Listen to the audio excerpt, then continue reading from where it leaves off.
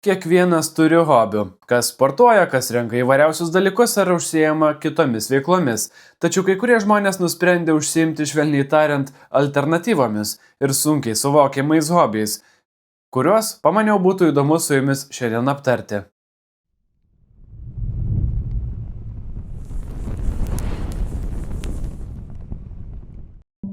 Urvų tyrinėjimas arba angliškai caving ar cave diving yra vienas pavojingiausių ir ekstremaliausių pomėgių pasaulyje.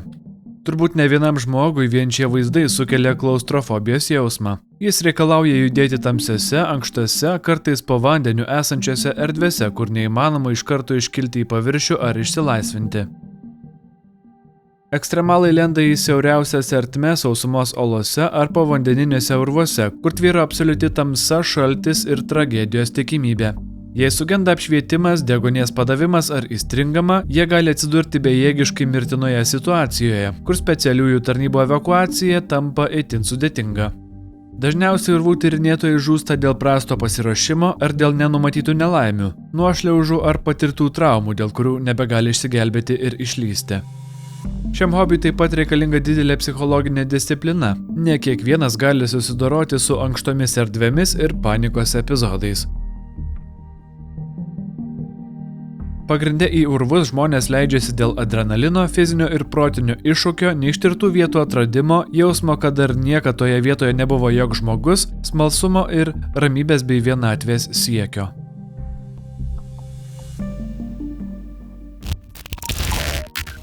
Traukinių stebėjimas yra gan lengvai paaiškinamas hobis. Reikia tiesiog stebėti traukinius. Jo esmė – stebėti, atpažinti ir fiksuoti lokomotyvų ar vagonų modelius. Entuziastai dažnai lankosi geležinkelio stotyse ar vaizdingose vietose, kur yra bėgiai. Savo pastebėjimus užsirašo užrašuose arba fiksuoja savo kameromis.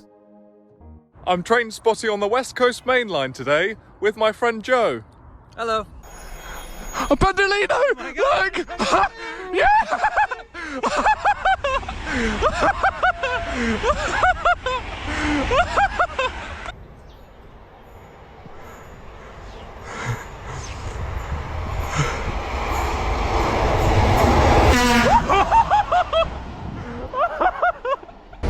I'm staying up extra late tonight to see a test train pull into Brighton Station. It's 73962! Oh, it's it! It's it! Oh, quick, I've got to get round. I've got to get round to see it. This is beautiful 73962. Dick my butt. What a beautiful locomotive she is. Jie daug skaito apie traukinių istoriją ir naujas technologijas. Vieni domisi konkrečiais lokomotyvais, kiti pavyzdžiui vagonais ar krovininių traukinių sąstatais. Traukinių stebėjimas ir medžioklė entuziastams suteikia itin didelį jaudulį ir pasitenkinimą. Taip jie susipažįsta su kitais stebėtojais, taip pat atsipalaiduoja ir pabūna lauke. Stovyklavimas ant skardžių, kaip ir uolų tyrinėjimas, yra nesilpnų nervų žmonėms. Tai hobis nebijantiems aukščio. Šie keliautojai miega ant uolų ir skardžių, 100 metrų virš žemės, dažniausiai mažoje nešiojamojo palapinėje, kuri prie uolos būna pritvirtinta tik diržais ir kabeliais. Saugos diržai būna pritvirtinti ne tik prie palapinės, bet ir prie žmogaus, kai jis miega. Todėl šis hobis, nepaisant psichologinio iššūkio ir baimių, su tinkamu pasiruošimu laikomas visiškai saugiu. Vienas įspūdingiausių šio hobio aspektų ir kodėl žmonės tai renkasi daryti – nepakartojami vaizdai. Stovyklaujant tokiame aukštyje saulėlydžius, saulėtekius ir gamtą galima stebėti iš visiškai kitokios perspektyvos. To užsiimantys pasakoja, kad šis hobis suteikia ypatingą ramybės ir atitrūkimo nuo kasdienybės jausmą.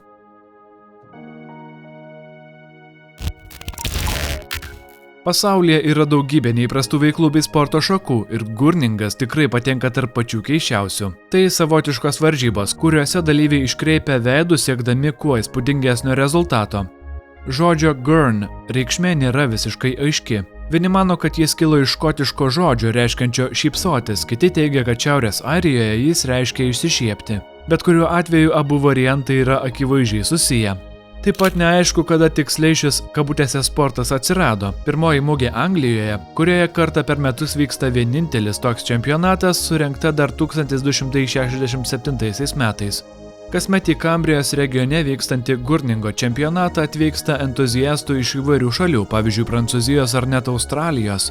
Pagrindinis gurningo tikslas yra parodyti veido lankstumą ir gebėjimą jį transformuoti.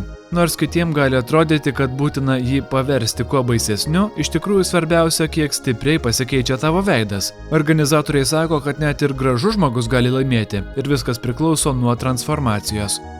Vertinimas vyksta lyginant dalyvio veidą prieš ir po iškraipimo. Teisėjai sprendžia, koks didelis pokytis buvo pasiektas. Kai kurie šio hobio entuziastai pasiryžta net pašalinti savo dantis, mat tokiu būdu galima dar lanksčiau deformuoti savo veidą.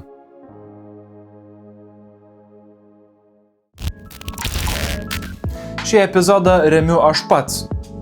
Iš tikrųjų, tai tiesiog norėjau jums trumpai papasakoti, kad pradėjau savo laikrodžių prekės ženklą Vaidila. Jo pristatymą padariau antrame kanale. Šiuo metu vykdau išankstinius užsakymus, todėl jei sudomino pirmasis modelis, lauksiu jūsų laiškų. Daugiau informacijos rasite vaidila.com. Ačiū, kad išklausėte šią trumpą žinutę. Dabar galime grįžti į epizodą. Kažkada prasidėjęs kaip juokeliu, tai šiandien yra tebegyvuojantis, bet vienas absurdiškiausių hobių pasaulyje – ekstremalus lyginimas. Niekas nežino, ar tai tikras sportas, ar tiesiog nuotykių ieškotojų veikla, besišaipanti iš sporto sąvokos. Vienaip ar kitaip jis labai išsiplėtė ir net turi savo asociaciją bei pasaulio čempionatą. Šioje veikloje nėra griežtų taisyklių, kur ar kada reikia lyginti. Svarbiausia, kad tai nebūtų įprasta vieta. Vieni tai renkasi daryti po vandeniu, kiti uragano viduryje, miške, ant vandens, greitkelyje, po žeme ar net ant skardžio. Fantazijai čia nėra ribų.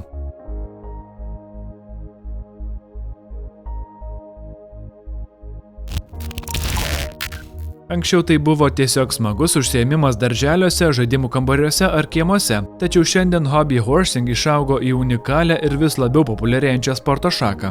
Šiam keistam jojimui naudojamas žaislinis arklys, tai yra ant lazdos pritvirtinta arklio galva. Šis užsiėmimas lengvai sujungia sportą, pramogą ir kūrybišką žaidimą.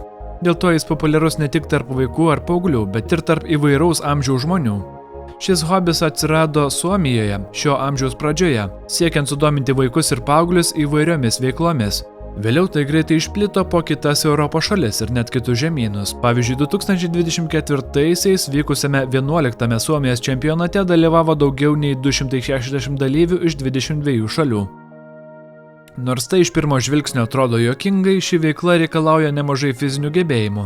Dalyviai turi įveikti kliūtis, išlaikyti ištvermę ir stipriai laikyti savo žaislinį arklį.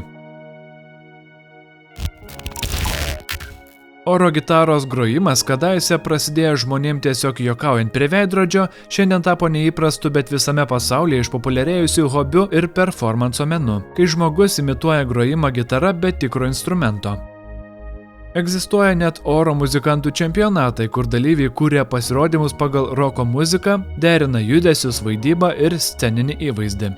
Nors instrumentas yra įsivaizduojamas, pasirodymai reikalauja koordinacijos, ritmo pojūčio ir fizinės ištvermės. Ir žinoma, oro gitaros pasaulio čempionatai kasmet vyksta pasaulio keistenybių sostinėje – Suomijoje.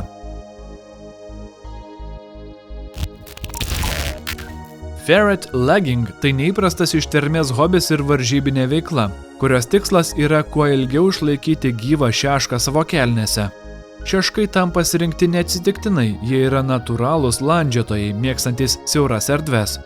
Varžybų dalyviai, dažniausiai vyrai, įsideda gyvus šeškus į kelnes, kurios apačioje surišamos, kad gyvūnai neišlystų.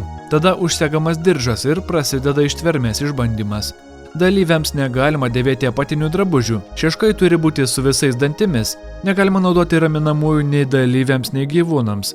Galima bandyti nukreipti šešką tik iš išorės, neliečiant jo rankomis viduje. Laimi tas, kuris ilgiausiai ištveria ir paskutinis išleidžia gyvūną. Pasaulio rekordas buvo pasiektas 2010-aisiais – 5 valandos ir 30 minučių. Šis keistas užsiėmimas išpopuliarėjo 20-ojo amžiaus 9-ajame dešimtmetyje, kai Anglijoje, Yorkshire, tuo pradėjo užsiiminėti angliakasiai. Jiems tai buvo savotiška pramoga ir drąsos išbandymas.